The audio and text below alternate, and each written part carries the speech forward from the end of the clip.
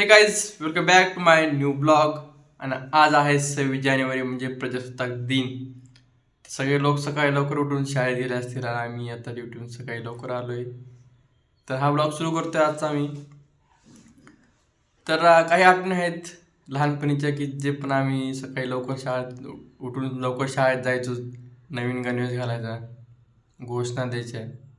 म्हणजे काय दिवस होते यार ते, एकदम भारी. म्हणजे खरंच आता असं वाटतं की आपण उगाच मोठे झालो यार. ते दिवसच भारी होते. सो जाऊ द्या, तुम्हाला प्रजासत्ताक दिनाच्या खूप खूप शुभेच्छा.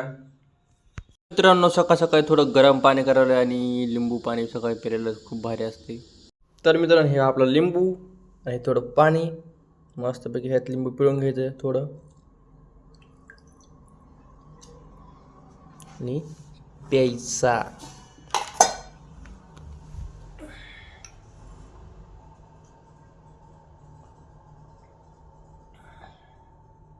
एकदम एनर्जी येते डायरेक्ट. तर मित्रांनो, आम्ही जस्ट झोपेतून उठलोय आणि आता जेवण बनवायचे काहीतरी खायला. भूक लागली. सकाळी जेवण करून मी थोडं काम वगैरे करून झोपलो होतो. तर भांडे हे ते धुवून घेतलेले मी. आज बटाट्याची भाजी बनवतोय. तर बघू शकता बटाटे शिजाय टाकलेले आहेत मी. जास्त नाही, 2च टाकले.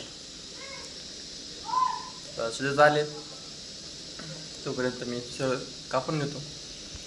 तर मित्रांनो, आज मस्तपैकी मी वरण नाही, बटाट्याची भाजी आणि चपात्या बनवल्या. जेवण करतो मी आता. तुम्ही पण या जेवायला. आजचा दिवस असाच केला मला सुट्टीचा. तुम्ही एन्जॉय करा.